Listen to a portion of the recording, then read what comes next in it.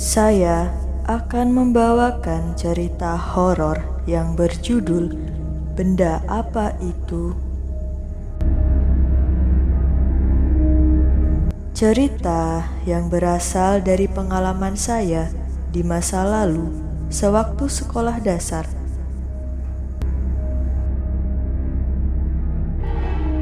Dahulu di rumah sepupu saya yang bernama Nia, ada 2 pohon jambu air yang ditanam secara berhadapan.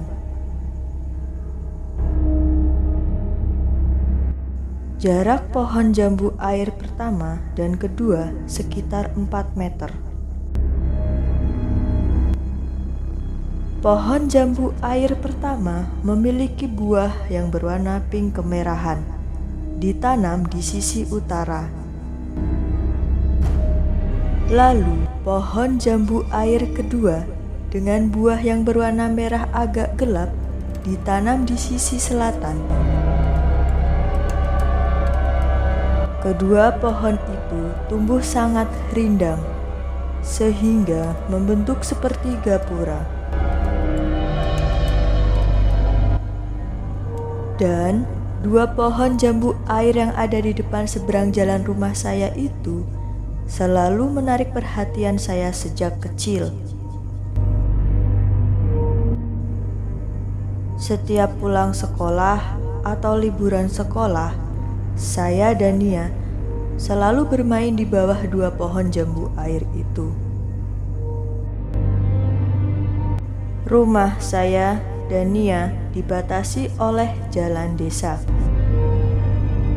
Rumah kita berseberangan jalan, dengan posisi rumah Nia menghadap ke barat dan rumah saya menghadap ke timur.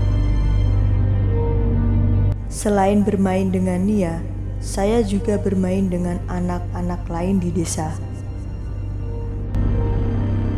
Namun, menjelang surup atau mendekati maghrib, pekarangan yang terdapat 2 pohon jambu air itu terlihat sangat sepi. Dan kalau di malam hari, saya merasa berbeda dengan 2 pohon itu. Saya sendiri selalu takut untuk menatap latar halaman di bawah pohon jambu air itu. Merinding rasanya. Dan saya pernah mengalami satu kejadian aneh saat di malam Jumat. Kejadian horor itu terjadi ketika saya menginjak kelas 5 SD. Waktu itu, Arga, adiknya Nia, sedang bermain di rumah saya. Saat jam menunjukkan pukul 9 malam, Arga meminta untuk diantarkan pulang. Usia Arga saat itu masih 3 tahun. Awalnya saya menolak dan menyuruh orang rumah untuk mengantar Arga. Tetapi tidak ada yang mau mengantar Arga. Dan jadilah saya yang mengantar Arga untuk pulang ke rumah. Ketika malam itu, ada kakek saya sedang mengobrol dengan tetangga samping rumah. Kedua orang tua itu sedang duduk-duduk di teras depan rumah. Di sisi lain, saya merasa agak lega karena setidaknya nanti ada seseorang yang mengamati diri saya saat ke seberang jalan hingga pulang ke rumah. Saya beranikan diri untuk berjalan sekitar 50 meter dari rumah. Ketika berjalan dan masuk ke area pekarangan rumah Nia, tidak tahu mengapa mata saya langsung ke arah bawah pohon jambu itu.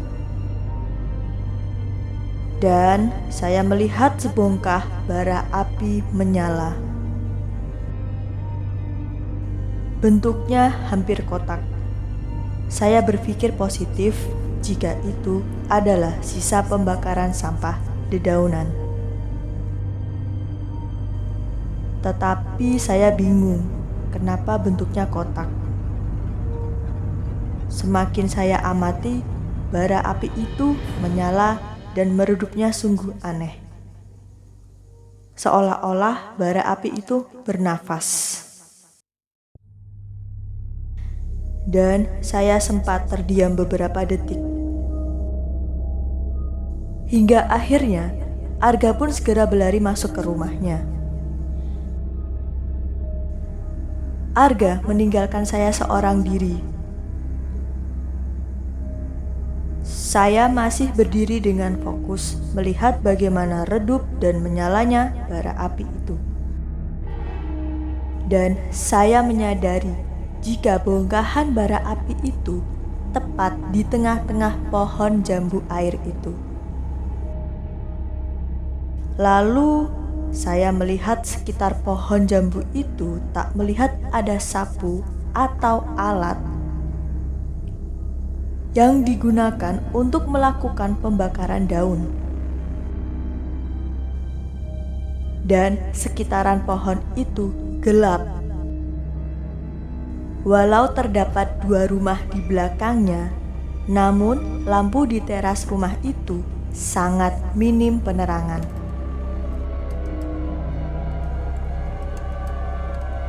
Tiba-tiba saya teringat jika sudah berdiri lama dan dari arah seberang jalan, saya dipanggil oleh kakek saya untuk segera pulang.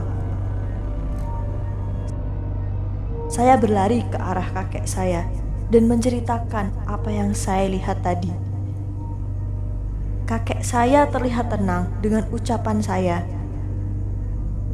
Lalu, belum ada 1 menit saya bercerita, saya berlari lagi menuju ke arah bara api itu. Entah saya kenapa ingin memastikan kembali apakah benar yang saya lihat itu nyata. Dan benar saja bara api itu telah hilang, tak membekas sedikit pun. Saya sampai mengorek-ngorek tanah di sekitaran bara api yang saya lihat tadi. Tidak ada debu atau sisa pembakaran di situ. Tanahnya bersih, tak bernoda sedikit pun. Saat saya masih merinding dengan hal ini, saya mendengar suara percakapan dari arah depan saya. Dan benar saja, saya melihat 2 orang sedang posisi duduk di atas bongkahan puing-puing. Mereka berdua mengagetkan saya. Saya segera bertanya, "Mbak Wuri, Mbak Sita, tadi lihat bara api di sini enggak?" Mereka menjawab tidak melihat apa-apa di bawah pohon jambu itu. Tetapi mereka berdua malah memperhatikan tingkah aneh saya. Sedari awal saya mengantar Arga pulang ke rumahnya. Dengan pernyataan mereka berdua itu pun, saya meyakini jika hanya saya saja yang melihatnya. Mereka tidak. Kemudian, saya memutuskan untuk kembali ke rumah. Sejak kejadian itu, saya suka tidak berani lagi melirik 2 pohon jambu air itu, khususnya di malam Jumat. Tetapi, 2 pohon jambu itu kini sudah ditebang sejak 10 tahun yang lalu.